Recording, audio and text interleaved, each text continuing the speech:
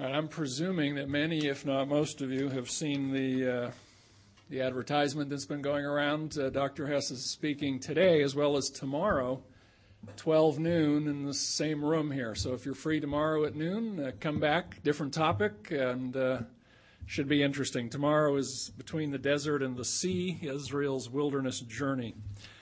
Dr. Richard Hess is the Kalland Professor of Old Testament and Semitic Languages at Denver Seminary in Denver, Colorado. I've gotten to know Rick, as people call him, except for you students. He's Dr. Hess, right? Rick in regional SBL meetings and other occasions, and have gotten to really enjoy knowing him. I was saying to him today, I've got 5 or 6 books that he's authored over the years on my shelves, and so he's been a very productive and prolific scholar. Dissertation, Amarna Personal Names. It's been published. Anybody have that besides me? Hey, you've got to go out and get that one. And a number of others, including his most recent book, Israelite Religions. I know a number of you have seen this. Some of you have this. Really nice overview of the archaeological and biblical material. And I'm presuming that today's presentation is going to draw from some of the things that he covers in the book.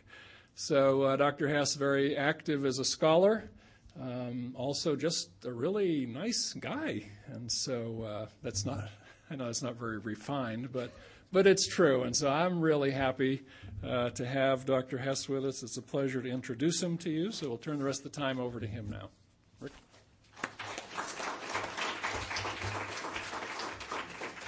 Oh, this goes down like that. Okay, very good.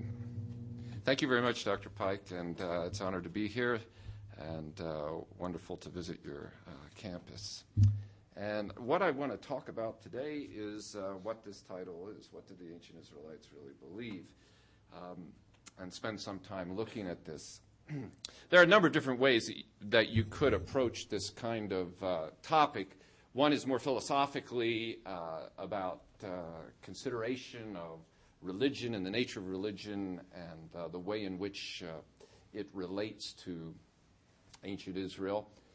I'm not going to do that. Another way to approach it is more theologically, which would get us into the ideals and expressions of the Old Testament in particular and what they have to say about the text and about what Israel did. I'm not exactly going to do that either, although there may be some reference to that. What I'd like to do instead is approach this from an extra-biblical standpoint. That is to look at the Iron Age religion of Judah and Israel during the time, particularly of the kings and the judges before them, and to examine it in light of its ancient Near Eastern context, archaeologically and in other ways, and to look at what stands out as being different. What is different about Israelite religion just in terms of what we can see from outside of the Bible, the anomalies. And this then is itself an initial body of data. As Dr. Pike said, I wrote a book on the subject, so there's a lot more that could be said. But I think this is perhaps an interesting approach, since we may be familiar with the Bible and study the Bible, but maybe not as familiar with some of this other material that I'd like to look at. I want to start out simply by giving an idea of some definitions. What is religion? And there are so many different definitions for that. This is a definition: the service and worship of the divine or supernatural through a system of attitudes, beliefs, and practices, which I've taken from Webster's Collegiate Dictionary when I went to college. It was the one I had handy. This is a heuristic device. It's there to fill in the gaps as a way of approaching and just what is it I'm talking about. So we want to look at, as best we can, about attitudes and beliefs, but often the information that we're looking at will focus more on practices and how the divine or supernatural are understood. So this study will be selective. I can't look at everything. I want to look at some of the things that I think are more interesting. And it will, in one sense, set aside the Bible. Not that the Bible isn't important, but that I'm looking at it from a different lens, from a different direction. The Bible has different issues and methods of interpretation with regards to the questions it asks. that means this is provisional, but I think you'll see that there are some interesting connections, and I'll refer to them with regards to the biblical text. And it also provides for what I hope is a fresh evaluation of the material. So if I want to look at Israel, ancient Israel, and its religion, then what does that constitute? What do we know if we look at just the archaeological evidence about Israel and Israelite beginnings? Well, the first mention of Israel outside of the Bible is in the Merneptah stela from Egypt. Pharaoh Merneptah's campaign there about or before 1209 BC. And here, Israel is listed alongside as a group of people that he fought alongside the cities of Ashkelon and Gezer, which are in southwestern Palestine, and Yenoam, which is usually placed across the Jordan River, modern-day Jordan. There, in between those, is listed Israel, and it's identified on the stela as a people. So, assuming that Merneptah and the scribe who wrote it knew what they were talking about, Israel is a people in 1209 BC in the land of Canaan. And if you kind of draw a line between Ashkelon, Gezer, and Yenoam, you wind up in the hill country, which is very interesting because there's some special things going on in the hill country about this time which would correlate with the appearance of a people group like Israel. Now, it's important to be aware of that Merneptah is one of the last pharaohs of the New Kingdom period to make it up into Palestine and to do his warring and fighting there. You've got pharaohs before that going back 300 years, back to certainly Thutmose III and the wars that he fought and was involved in the 16th century, or the 15th century, I should say, BC. So, but what's interesting is, although each of those pharaohs mention many different places and peoples that they fought with, this is the first one to mention Israel, which suggests that Israel is emerging here in a distinct manner. The other thing about this time in the hill country, that spinal area up and down central Palestine, is that you have the emergence right around 1200 BC of hundreds of village sites where there hadn't been any before. In Palestine, in the highlands, and also east of the Jordan. There's a cultural continuity there as well. Is this Israel? Well, again, outside of the Bible, without looking at it already, one can see a connection and correlation that is very tempting to draw, because we have this people group, Israel, not a city, not a city-state, but a people that would occupy villages like this. We have the final decades of Egyptian control of this region. Egyptian control after Merneptah begins to fade out through Palestine and disappears after 1150 BC. And circa 1200 BC, you have Israel first mentioned here, appearing at this time. So we're going to start with that and look at Israel. Israelite ethnicity is defined here, in my understanding, more as geographic. Where is it, rather than ethnically can we identify these people? But that is another important area, and we could talk about that some too. The Canaanite, Israelite aren't really distinguishable at this time culturally in terms of the archaeological record, but they're there. They're in Palestine. So the religious distinctives and what we can identify of them become important, especially where they connect with what we know of later Israel, Judah. Those anomalies, those distinctives that are here in this early period and continue into the later period. When does this period end? Well, Israelite destruction is well known as taking place with the southern kingdom of Judah. Of course, the northern kingdom is destroyed earlier, but the southern kingdom of Judah is destroyed and Jerusalem conquered by Nebuchadnezzar, 587-86 BC. And between then, and certainly by then, and going back to centuries before, until you get back to around 1200 BC, you have this ongoing people of Israel in this region. Spatially, they can be located with Moab and Ammon across the Jordan to the east, and those are mentioned in extra-biblical sources. The Arameans to the north, and then the Assyrian and Babylonian texts place them in what we know of as southern Canaan, as Palestine. Philistia, Dor, Akko, Tyre along the western coast. These are not Israelite, but are separate from, but Israel is to the east of them. And to the east are Moab and Ammon, those states, and Israel is to the west of them. So it helps a little bit in terms of localizing it.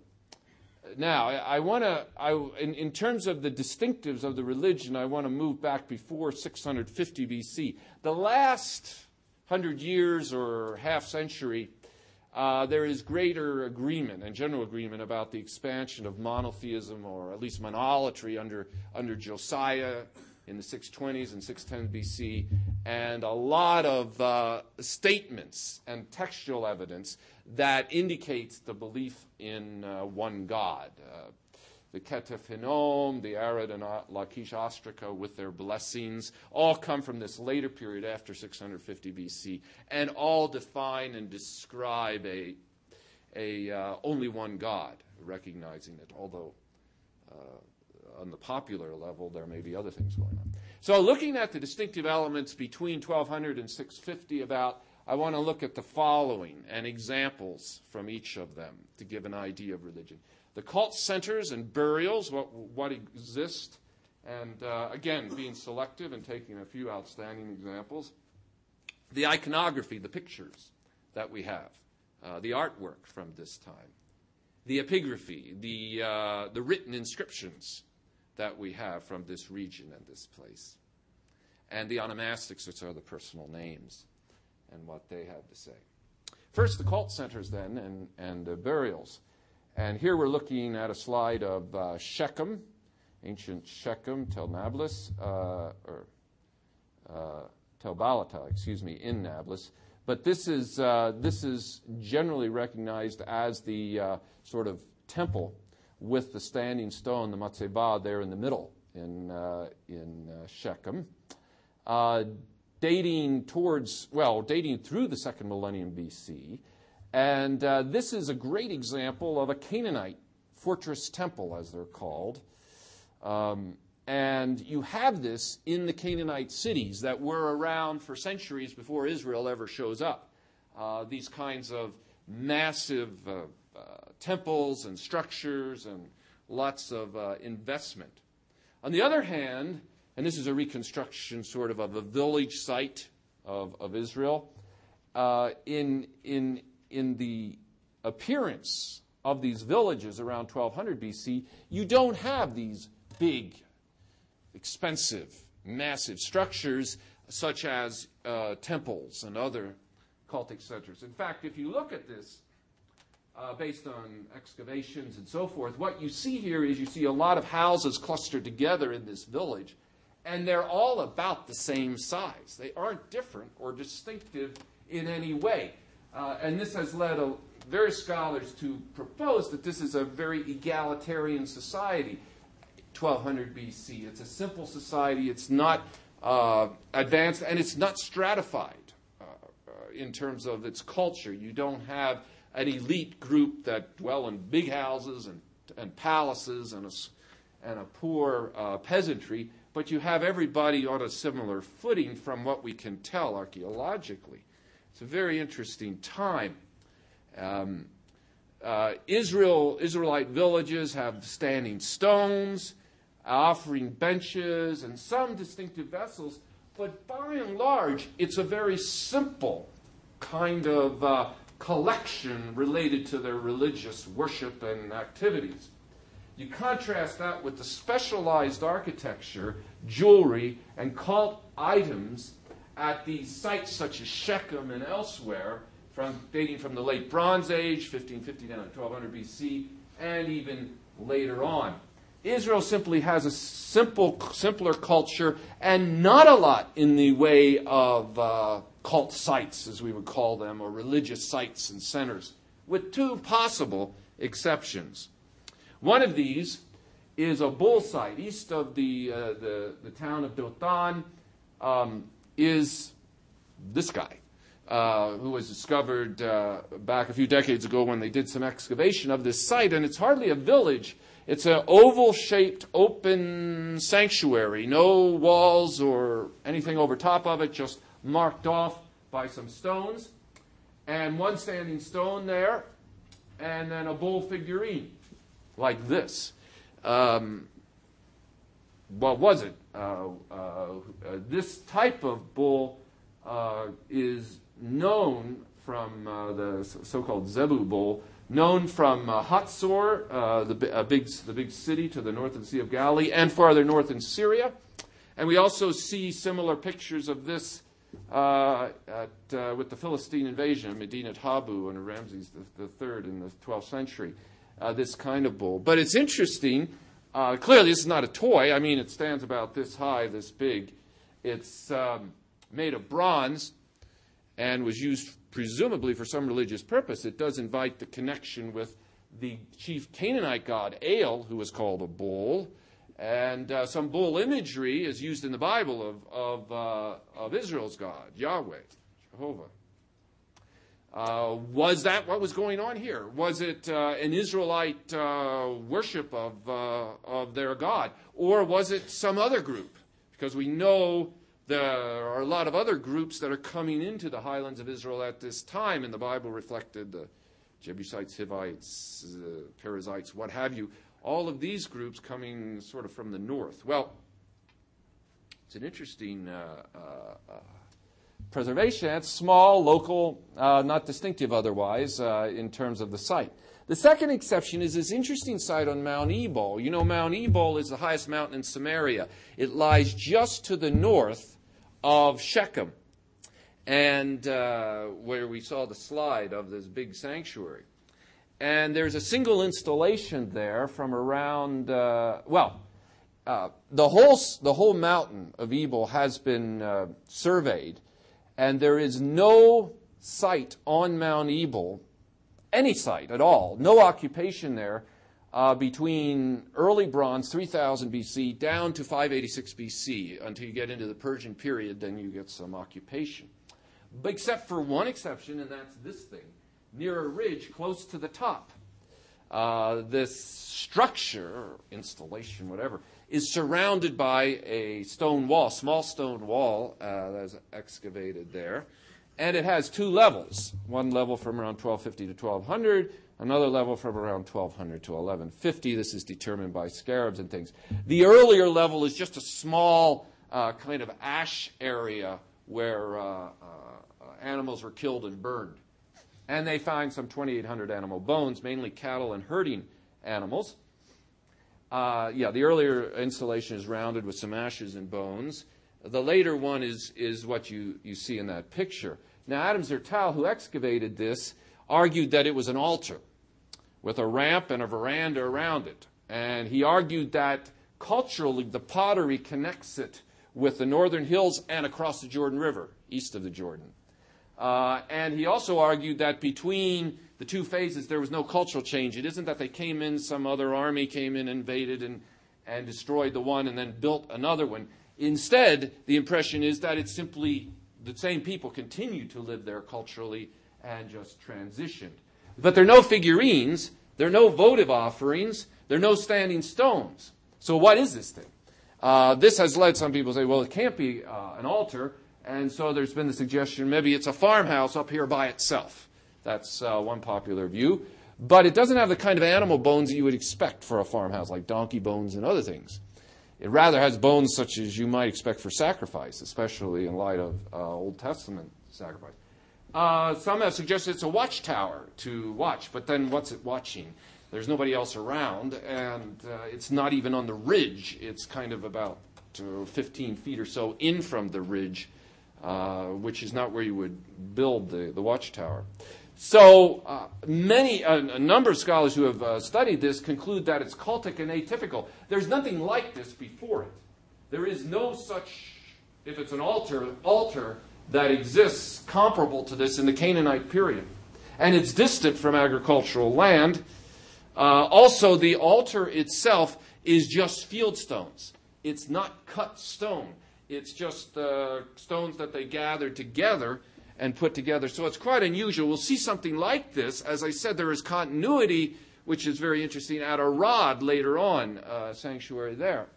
But the anomalous nature of the site does not support continuity from an earlier period. These were not the Canaanites or whoever was there earlier who just built this thing in all likelihood. There are no images. The altar construction is similar to a later Israelite site. So this is a single altar, perhaps reflecting a single deity. And this has led some people to leap in the direction of the altar of Joshua, mentioned in Joshua 8:30-35, and again in Joshua chapter 24, where he builds an altar at Mount Ebal. Very interesting. Is this it? Well, no, there's no sign there or anything, so it's hard to say. But what is this structure? It leaves open a question as far as, is this an altar? Could it be? If you read the excavator, Zertal himself, he argues that it is. And he really does try to correlate it with even the altar of Joshua. Here, 1200 BC, even if it's not his, it does seem to be something distinctive to this new people coming in, the Israelites, and it connects this idea of building with field stones and things like this. Rather, that's not at all Canaanite. The Canaanites don't do that. They sharpen the altar. I mean, they work the stones so that it's flat, and the altars look very nice and so forth structurally. Okay, well, cult sites and burials, let's move forward from that early period, 1200 BC, Iron Age 1, down into Iron Age 2, and from the time of David, 1000 BC roughly, to the end of Jerusalem, 586 BC. Here we have a population shift in Palestine from these little villages earlier now to fortified towns. And more towns are characteristic of this culture, Israelite culture. Two examples in the north Dan and in the south Arad with cultic sites. Dan is an important northern site, not unlike other sites. And of course, if you look at the Bible, it correlates with Jeroboam, who in 1 Kings 12 sets up an altar here at Dan and at Bethel. And it is a major sanctuary. If you visit Dan, you know that this sanctuary is not a secret little group that was worshiping an odd religion off on the side while the rest of the people of Dan were doing something different. It's located in the center at the high place of Dan, and so everybody would go there, and it would be the public central place for worship. And the structure here is therefore a state-sanctioned high place of worship. In the south, at Arad itself, during the Israelite period, is a kind of fort sitting up on top of the hill there. And like Dan, the shrine at Arad occupies about a good, I don't know if it's 25%, but it's a good part of the fort at the one corner. It's not at all hidden away. Again, it's a public or state shrine. It has three parts, three-part structure. This outer part here, which includes this altar, again, from the time of the kings, from 1000 to 586 BC. There's a lot of discussion about the exact dating of the different layers and levels. But this altar, which is, again, made of uncut stone, field stones that are gathered together. And then there's a second area in here, behind this first wall, which you could walk into, a more holy place, presumably. And then the third area is this little niche in the back with several steps going up, two standing stones in the back, and two altars for incense, as suggested by what was found, the residue burn on them. So this is clearly used. Some have suggested that at least at one point or another, the two standing stones indicate two deities that were worshipped there. But on the other hand, these were found buried and underneath the niche as it was excavated. And so perhaps at another time there weren't two deities. Maybe there was one deity worshipped there. We don't know. But what we do know is that this structure existed in the south, and what is unusual about it, and has no parallel with other temples in Syria, Lebanon, wherever, is that you have this altar of field stones. Its only comparison is with the Mount Ebal site, if that is in fact an altar. So is there continuity here? Do we see this as a distinctive for Israelite religion, the use of non-worked stone? And I think there may be. And of course, if you know Exodus 20, at the beginning of the covenant code, verse 25, speaks of making an altar of stones. Do not build it with dressed stones. And so the idea of the altar being not having dressed stones is a distinctive that Israel brings with it, and found at these sites, and not found in Canaanite sites. Now, the other thing I wanted to look at in this section is the burials. There is a continuity of types of burials from earlier through into 1200, 1100 of the early period. You get Egyptian-type burials, Philistine-type burials, Phoenician-type burials, and you would expect that the culture would see a lot of influence. But gradually, and it's even there early, but certainly becomes more and more dominant from the late 8th century BC onwards throughout Judah. It's used almost exclusively for those who can afford it. For most people, probably they simply buried them simply in the ground. But for those who could afford a nice tomb, they used what's called the bench tomb. And the bench tomb, this is one from Beth Shemesh. The green stuff growing on it probably makes it more colorful, but I don't want to make it easier to see. But this is a bench, and you have another bench here. And what they would do is lay the body, when the death took place, lay the body on the bench, and then come back maybe a year later, or however long it took, when all was left was the bones, and then the bones would be taken and placed underneath the bench or somewhere else in the tomb with the bones of the preceding ancestors. And so this was a distinctive type of burial among the Israelites. And it's a very interesting type because if you look in the Bible, it speaks of being gathered unto one's fathers in a number of texts. And that's not accidental because in a literal way, that was going on. It reflects the emphasis on the family and the value of the family and that connection both with living and with those who are deceased. Here. Well, that's cult sites and tombs. Let's go on to iconography, the pictures. In the earlier period, before 1200 BC, before you have what you might call Canaanite iconography. Adugaret, a major city along the Mediterranean coast of Syria.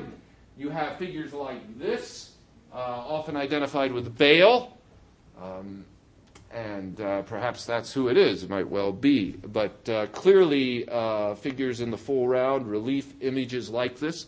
At Lachish, or Lachish, in southwest of Jerusalem, in the low hill country, the Shephelah there, you have, again, that's a Canaanite city, goes back before Israel comes into the land. And from the earlier period, from the middle of the second millennium BC, you have this is actually gold foil. That was found, a gold foil, and a naked female deity on it, which is often connected with Asherah, the goddess Asherah. The lotus flower she's holding on either side, symbolizing life and fertility, and riding upon a horse there, an animal. So there's clearly examples of iconography of different deities that we find throughout the Canaanite period, the period before Israel. But that continues in some ways, and that's what I want to look at here. And I want to look at three different examples because there's more. Things change. The first example is the cult stand from Tanaka, a particular cult stand from around, from the time of, in the Bible, it would be the time of Solomon, the 10th century BC. Maybe a little later than that, but very possibly that time. And then we'll look at Kuntilat Ajrud, a site in northeastern Sinai from the 9th century BC. And then from the 8th and 7th centuries BC, we'll look at Judah and the pillar figurines. So we'll begin with the cult stand, which is a remarkable thing. Generally, what's going on at this point is you have a disappearance of a lot of anthropomorphic representations as time goes on through Israel's history of deity. Gods become represented by symbols, and then the symbols themselves begin to disappear. But early on, the deities are represented. The tree and the lion is usually considered symbols of the chief female goddess, often identified with Asherah, very possibly. And so when we come to the Tanaka cult stand, we see some of these associations and identifications. Let's look at this. This is the cult stand. It's in the Israel Museum. And it's a really beautiful piece of work. Terracotta formation, stands about this high, and it has 4 panels on it. Now, what was a cult stand used for? Well, we don't know. Possibly they burn fire on top of it or something else or incense, but it's not clear. But there are these stands that are used, and this is one of the finest examples that you find anywhere in terms of the artwork. Now, you have 4 panels here. And if you look at the 4 panels, let's start at the bottom. The bottom, you have a nude female flanked by lions on either side. Now that looks a lot like, in the light of Ugaritic and Egyptian and other sources, the figure of Asherah, the goddess, chief goddess, connected often with lions. The second panel, you've got 2 sphinx-like figures. The Bible often calls those cherubim. And in the middle, there's nothing. It's empty. Nothing is there. It's not that they had something there and broke it off, because it's smooth all the way around. On the third panel, you have 2 lions again on either side, and this time a tree in the middle flanked by 2 ibex. Again, the tree connects with the tree of life in Canaanite mythology and beyond that, and with the goddess. And this may be a symbol of the goddess Asherah. And if you go to the top, you have 2 voluted columns on either side with a figure, an animal figure, which is variously understood as either an equid, some sort of horse, or possibly a calf. More of a bovine figure, and then a sun disk over top of it. Okay, so what is this, and what do these represent? Well, I think the most likely or plausible interpretation is that each panel represents a symbol or a figure of a deity. This is a figure of Asherah, the goddess, and this is the symbol of Asherah. Up here, if this is a calf, it could represent Baal, or it could also represent, you remember, Tanaka is in the northern kingdom, and the calves that Jeroboam makes in 1 Kings 12 when the kingdom splits would look a lot like that. And he says, these are your gods who brought you out of Egypt, and identifies them with Yahweh, or Jehovah. And so it could well be that that's what this figure is as well. What's most interesting is this second panel where there's nothing in the middle. Now, if that is in fact a representation of a deity, it is an aniconic representation. That is, it is a representation of not a deity who has no figure, who has no representation, an imageless deity. And the sphinxes or cherubim on either side invite the possibility that this is a symbol similar to what we have in the temple in Jerusalem, in the Bible, where you have the imageless God, without an image, flanked by cherubim on either side. If that's the case, then you have here the human representation of Asherah and the human representation of Yahweh, only it's a non-representation. And then you have the symbol of Asherah, and up here the calf, the symbol of Yahweh. Now, even if that's not a calf, some people say it's a horse, you do have, of course, in the biblical text later, this interesting connection with horses being in the temple and being used for some sort of purpose which was considered inappropriate. Well, this is a further discussion of that, which I've done, so I will move on. You have what in poetry is a kind of A-B parallelism. Only here it's in terracotta. It's in 3 dimensions instead of Hebrew poetry, which exists as well. And different interpretations there that I've discussed. There are other cult stands. This is a more common style cult stand. This is in the museum in Istanbul. It's another from Tanaka, from the same Canaanite city. But you have rows of lions on one side and rows of sphinxes. I think these are the lions. And the sphinxes on the... No, these are the lions. And sphinxes on the other side. And an architectural form at the top, like the Tanaka cult stand. It's almost like the top of a wall or something around, symbolizing. The Sphinx, the lions particularly connect this with possibly a cult stand to Asherah, to the goddess, chief goddess. Okay, so as we move through, that's the 10th century. As we move through Iron Age 2, there are more symbols that we find in Judah. There's Phoenician art in Israel. And this comes, we see it here with the Tanaka cult stand. Now I want to move on to Kuntilat Ajrud, which is a site in northern Sinai. Today it's under the control of Egypt, but it was excavated when the Israelite or the Israelis had control of the Sinai. And some have regarded this site as a cult site specifically. I suspect it may be more likely a caravansary, that is an overnight sort of hotel for people traveling through that region to stay with some degree of safety. But in that, there is a place for votive offerings and so forth for people to present for safe travel and so forth. And a number of these votive offerings have been found in the excavations, and they are large storage jar sherds with drawings and other things on them. And that's what this is. This is a sherd with some writing in the back, which we'll come back to. But in the front, you've got these two figures and this lyre player. And the question is, what are these figures? This is around 800 BC. So it's a period of time, when this area is connected with Israel and Judah. There's mention of Israel and Judah in the inscriptions.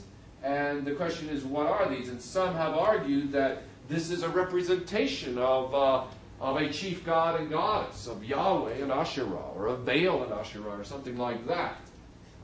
The thing about it is that the figures, from the standpoint of those who have studied art history, making parallels, this kind of almost cow-like face is much more clearly connected with Bes, B-E-S, who is a figure, a dwarf deity, who is often portrayed in kind of with an ugly face.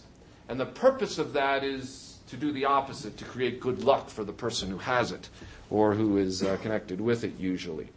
So, is that what this is? And the lyre player is simply another figure in the back, maybe associated with it. This is the actual photo of the actual potsherd put together. This is the drawing that come out of it. You can't see it quite as well, or at all, nearly as well with the dots on the body may be dresses of some sort, or clothing of some sort of apparel, faces and feet, feathered headdresses. It fits. Is it Yahweh? Probably more likely it's Bes, a dwarf deity, Pirkei Beck, who has worked in this area. Made this connection. Bes is a symbol. Now, there's some who argue, well, if it is Bes, it's a symbol for Yahweh. And lyre players, Asherah, and so forth. But that's unparalleled. It gets too hypothetical and speculative at that point. I think it's better just to see these as Bes figures and nothing more. Influence of something of Egypt. There's no clear association with the inscription, which we'll come back to. And then it depends whether the site is cultic or non-cultic. I don't think it's cultic, but whatever it is, I think it deals with the figure of Bes, and it's best understood that way as that image. Now, this is the last of the iconography examples, and it's one of the most controversial, if the others weren't. The problem, of course, with iconography and pictures is that you can put almost any interpretation you want on it, if you can argue it well enough, because there's nothing written to identify it. And these are what are called pillar-based figurines that are found in Judah, particularly in the 7th century BC, already in the 8th century as well. And this is what they look like. They're terracotta. They're cheaply made on, kind of, in some cases, the faces, these are all really nice faces, but in some cases, the faces are nothing more than a pinched piece of clay, like a nose, and that's it. And the question is, what are these? And there have been attempts to relate these to goddesses or something like that. What is interesting is there are hundreds of these that are found, and they're found all over what constitutes the southern kingdom of Judah. They are found not in temples, but they are found in homes and domestic dwellings and places like that. So what are they doing there, and why are they there? Well, if you talk to some scholars like Bill Deaver, he says these are Asherah. These are goddess figurines that are designed to represent the goddess, and they were used in domestic context because they were the religion of women who didn't have access because the priesthood was entirely male. So that meant they had that. So they had their Asherah figurines at home. The problem with that theory is, of course, first of all, there's no evidence for it in any text or anything like that. And also, images of deities, by and large, are not made so cheaply. Usually when people make an image of a god or goddess, they make it out of silver or gold or at least copper and bronze and something like that. That it's made in this way would be very surprising and very odd. So what this is and its purpose, I think, remains unclear, that it's in so many different homes and houses. It may have been some sort of good luck charm. It may have been for the purpose of bearing children or assisting or lactation or other things. We don't really know. But what is clear is that we can't jump to conclusions about this in terms of a purpose such as the worship of a goddess or something like that. It is a puzzle. Yeah, I have it there. Female deities, family piety, unique to Judah, and they're only found in Judah. And during this time, you don't have, like what I showed you earlier, the Lachish plaque of the naked goddess figures. Those figures are found outside of Judah and elsewhere, but not in Judah. You get rather this sort of thing, what somebody has called a more modest figure, but also a more cheaply made. Remember, because that Lachish plaque was gold foil. So we don't really know. There's also these figures that are found, fewer of them, but still, particularly in Jerusalem in a cave, they found a lot of these horse and rider figurines. And some people have related this to the hosts of heaven that are mentioned in the Bible. But again, who knows what they were used for? Were they even... they're probably not toys, because these are found in cultic contexts as well. So probably more than that. Some 450 of these. Some of them will have a little rosette or symbol of the sun in between the ears of the horse and that sort of thing. But we don't really know what they represent in terms of what's going on. Now, the seals at this time, which are the objects that are used in place of writing your name, you put a seal on something. Gradually, by the 7th and 6th century, those seals begin to have fewer and fewer images. They don't have the images. Those things are going missing. Okay, let's go on then to, really that should be 3. Oh, well, it's 2C, the inscriptions, A, B, and C. C is the inscriptions. There's little in the earlier period, but in the later period we have lots of inscriptions, and I want to look at a few of those briefly. Some of these are outside of Israel. For example, King Mesha of Moab produced this Mesha stela in which he mentions Ahab and Omri, his father, and fighting Israel and so forth. And he claims to have had some victories and defeated them. And he says he captured what has been translated the altar hearth of Yahweh.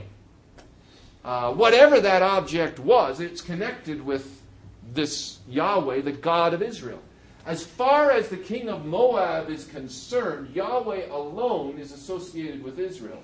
And no image, no direct image, is mentioned Of course, Yahweh, Jehovah traditionally, or Lord in some translations of the Bible.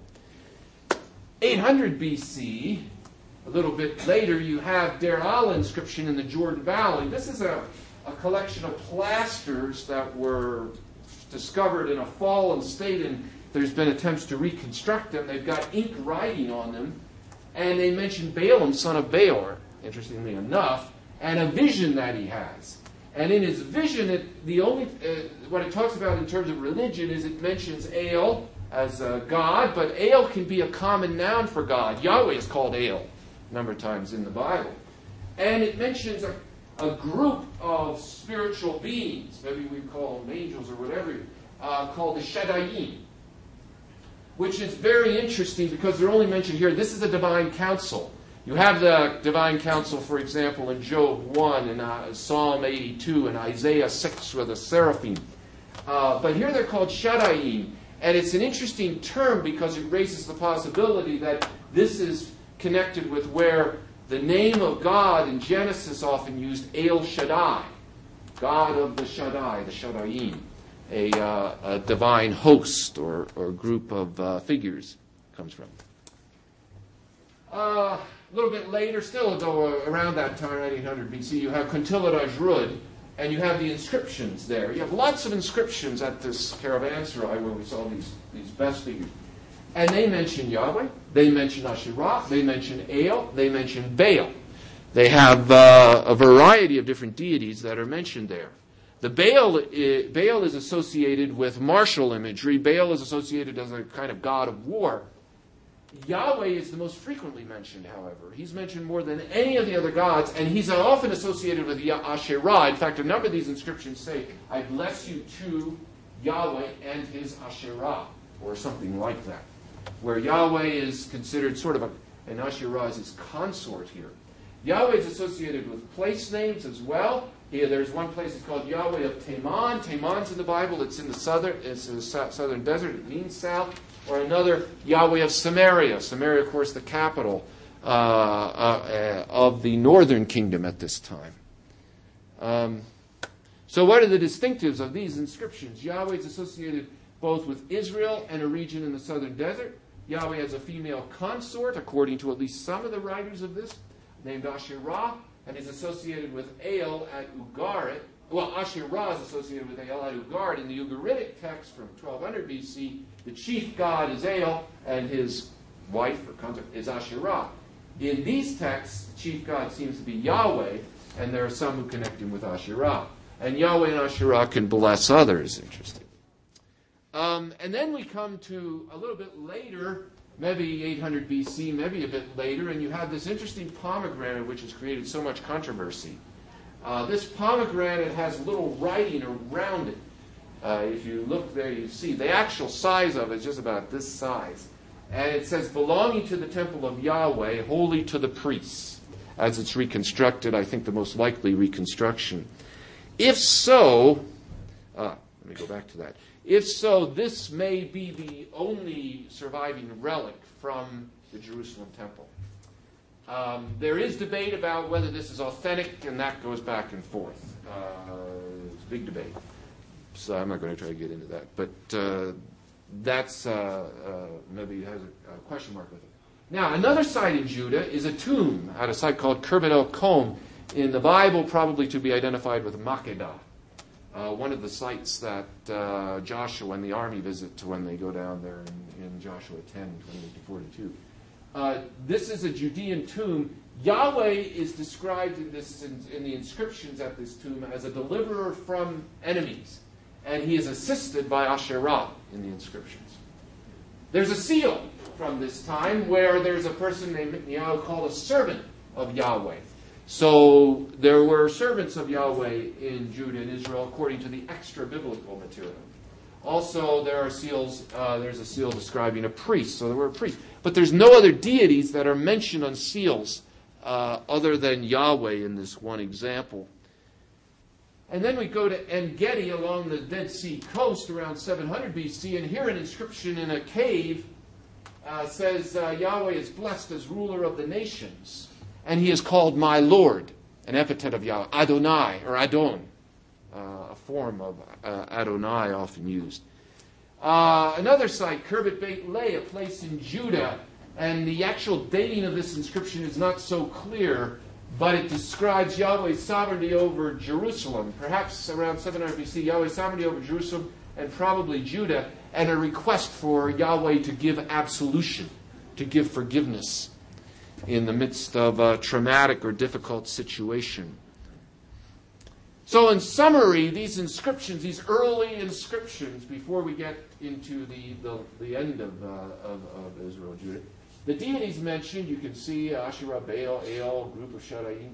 But Yahweh is dominant, and often the only deity mentioned. Mesha, who is a foreigner, the king of Moab, mentions only Yahweh, and only he is associated with cult objects. He alone is appealed to for blessing, absolution, and reign over Jerusalem and Judah. Okay, the last thing I want to look at is the personal names. There are more than 1,700 seals and bullae. This is a famous seal. You can see some objects, Egyptian style, sphinx figures and so forth on it, winged sun discs. But also here is written Jezebel, the name of Jezebel. So it's called the Jezebel seal. It's probably not the Jezebel of the Bible, though some people think it is. But it's from ancient Israel and an early seal. As I say, there's a lot of them. There's over 1,700. Some there's an issue of authenticity, but even if you count only those that have been discovered in actual archaeological excavations, you still have this kind of a number of seals. It's tremendous. Now, let me explain what I'm doing here. Having analyzed the names, these seals have personal names on them. As I say, there's a lot more writing, especially as you get later in Judah's history. And often a name will have what's called a theophoric element, sometimes a name of a god or goddess in it. People use these names to praise God. When a child was born, they would give thanks to God for the birth of the child, and that would be the name. And you have this, like among the kings of Judah, Hezekiah means Yahweh is my strength, or Yahweh is strong. Josiah may mean Yahweh is salvation. And many other names like this. Well, if you look at the names in these seals from Judah and in Israel at this time, from Israel, 46% of those that have names have Yahweh as part of the name. About 6% have El as part of the name. But remember, I said El can mean Yahweh. It's a generic word for God. So it doesn't tell us a whole lot. And less than 1% name any other deities. So few, in fact, that some people have argued that these would be foreigners who lost their seals or whatever when they were traveling through. But it's a very small percentage by comparison. In Israel and Judah are Yahwistic if you examine the personal names. There's one exception, and that is, interestingly, in 8th century Samaria, about the time of Jeroboam II and the prophecies of Hosea and Amos for all that they were doing at that time. There are several names on those texts, they're called ostraca, little texts, that have Baal in them. Now, Baal, again, like El, could be a generic term. It can mean Lord or Master, but it could also be the god Baal. In the Bible, this was when Amos and Hosea were writing against the false religion and justice of Israel at Samaria. It's an interesting correlation and connection there. But even there, the names that have Baal are fewer than the ones that have Yahweh. Even in the 8th century in the northern kingdom of Samaria, they are fewer. So, what about the Yahweh names? They all have epithets, like I said. Hezekiah, strength, Josiah, salvation. What's interesting about the epithets of Yahweh that appear in the names is there are no sexual or reproductive epithets of Yahweh. Yahweh is always separated from any connection in that way. And there's no consort of Yahweh. It's never said of a wife or something. Almost no animal names. There's one exception, Egel Yahu, which means calf of Yahweh. Now that could mean Yahweh is a calf. But it could also mean that the person themselves is, as it were, dedicated to Yahweh like a sacrifice, like a calf, and therefore calf of Yahweh used. That's the only exception. Otherwise, no animal names, almost no identification with architecture, cities, or sky phenomena. stars and what have you. No harming. Yahweh does not harm any individual in the names and the meaning of the names, but rather qualities of mercy, love, joy, and salvation to a unique degree. That is in comparison with all the other names in all the other societies round about. Before Israel appears, you've got lots of other gods named in the late Bronze Age. Earl, Baal, Yahshua, and so forth, and others. And during Israel's monarchy, you have the nations round about naming their people. Ammon is where we have one of the largest number of names collected, the Ammonites, to the east of, the capital is modern-day Amman in Jordan, the ancient Rabbah. And there, if we look at the names and the theophoric elements, the god names in them, only 9 have Milcom in them. Of several hundred names, only 9 have the chief god of the Ammonites, Milcom. Most of them have Earl, 150, but that we don't know who that is because it just means God. There are 2 names that have Baal, 3 a fellow named Gad, 1 Mot, the god of death, 1 an Egyptian deity Mer, and 3 even have Yahweh. It's a name. The point is, if you add these up, Milcom, while there's more Milcom names than these others, it's still very few. It's not at all like the picture in Judah and Israel. Contrast Ammon and any of the other nations. We could do the same with Edom, Moab. Phoenicia is more difficult because it's spread all across the Mediterranean world. Philistia. Yahwistic names have a much larger dominance in Israel than any single name of a god or goddess in the names in the surrounding countries.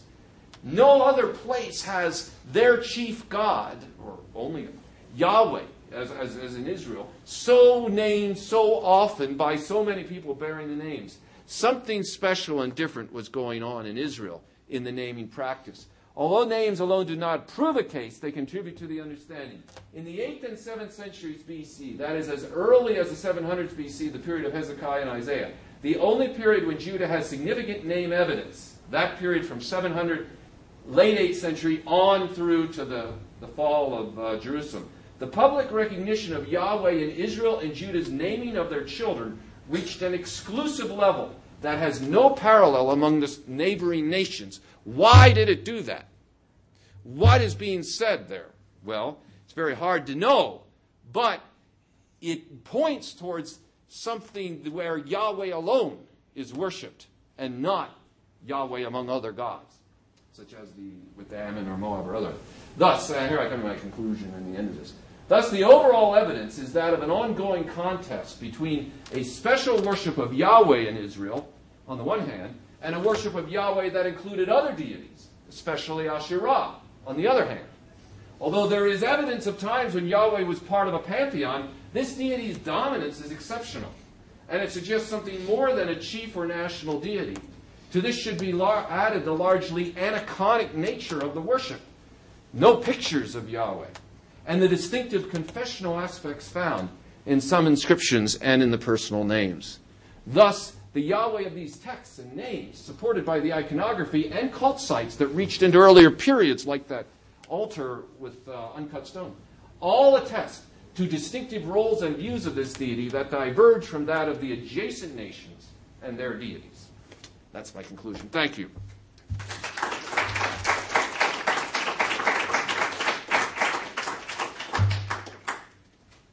Any questions for Dr. Hess? I presume we'll take some questions. Yes. Yeah. Yes, back there. Your conclusion seems awfully similar to what is described in the Bible. What Right. divergence would you see between, what do we learn more from the archaeology that we don't know from Judges and Kings? Where are the divergences? Well, for one thing, we learn something that we never knew in the Bible, and that is that among a significant part of the people of Israel believed that Yahweh had a consort, Asherah. And that is never described in the Bible. In fact, of course, as you know, in 1 Kings 18 and elsewhere, Asherah is often associated with Baal. But this seems to be simply the writers associating all the gods that they regarded as false gods, God and goddess, together and lumping them together. And if you go back at Ugarit, the Canaanite myths, the Baal cycle, and so forth, the chief Baal isn't associated with Asherah. El, the chief god, the old god, is associated with Asherah, and the two of them are the progenitors of all the other gods, including perhaps Baal. Whereas in the Bible, and so Yahweh is the chief god of Israel, and so there was a custom to associate him with Asherah as the chief goddess. And I think that's where that comes from. It's a Canaanite view that we have attested even before Israel's time, that I think persisted among people. But that we don't have in the Bible. We wouldn't know that. Yeah. Yes? Margaret Barker describes the transition from the pantheon of gods, of which Yahweh is one, Yes. to the exclusive Yahweh. Yes. Do you see parallels there? Yeah,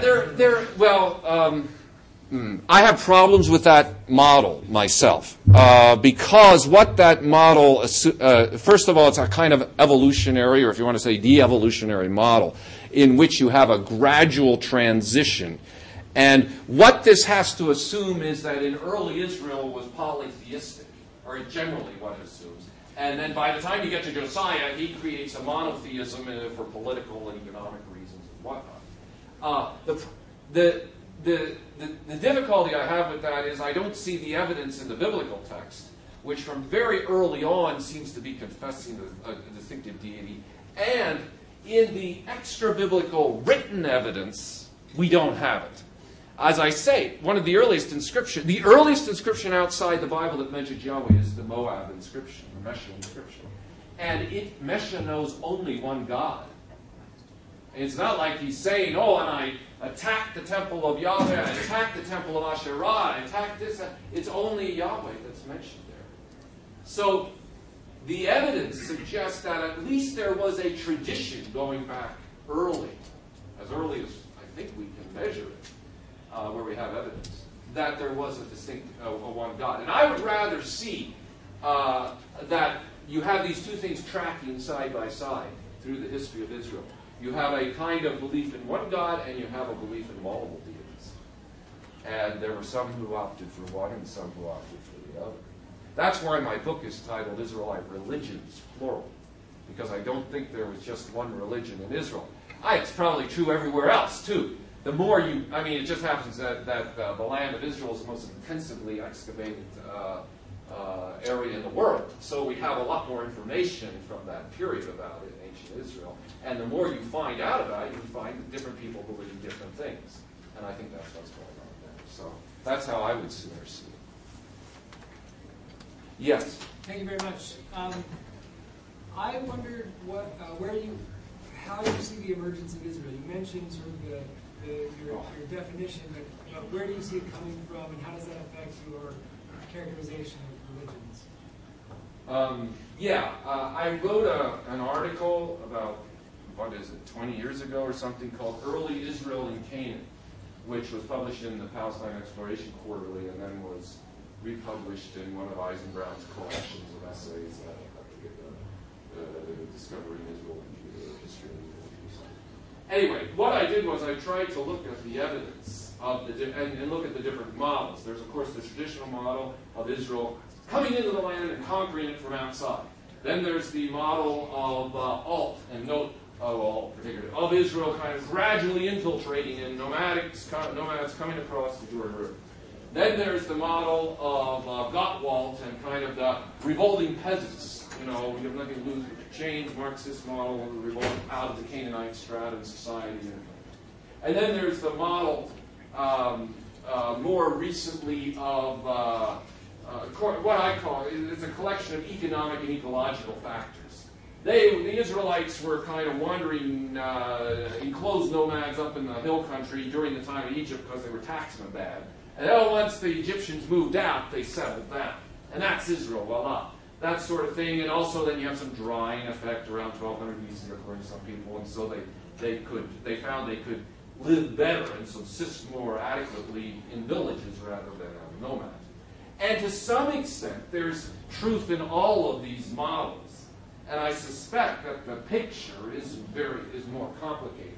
However, where I do run against a lot of the common view is that I do see a substantial part of Israel coming from outside of Canaan. And I believe that Canaan at that time was not a hermetically sealed environment like Finkelstein and others almost sealed. But rather it was, there's a lot of evidence in the names of leaders and whatnot, and in the pottery and other things, of cultural influence, especially from the north.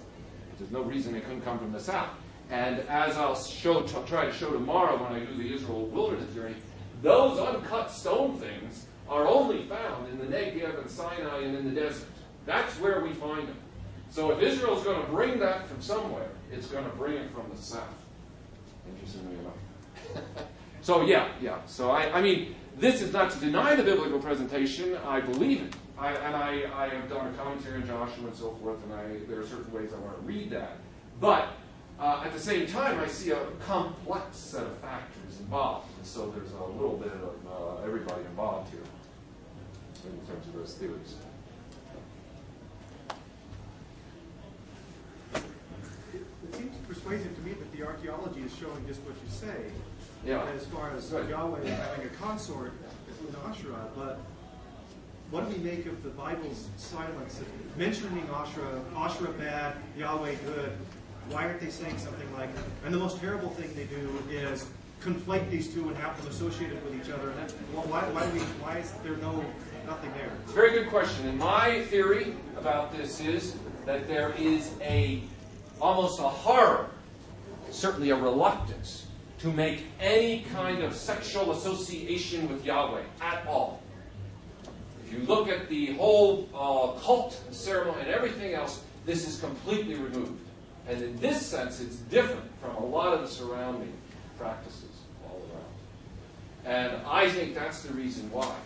I don't agree that it's that the Asherah, like Mark Smith and others say, is the later Deuteronomists rewriting this goddess back in, which makes no sense to me because the Deuteronomists want to get rid of gods and goddesses. They don't want to add them. Even if they want to show how bad Israel was, I wouldn't think they would re-mention it or create it or whatever. So I suspect that there was actually Asherah worship. I think it's undoubted in my view. But there was no interest by the prophets or the writers of the historical books, the Deuteronomists or whoever, to make that connection. Because they definitely wanted to portray Yahweh as completely separate from any kind of sexual connection. And that would be my theory.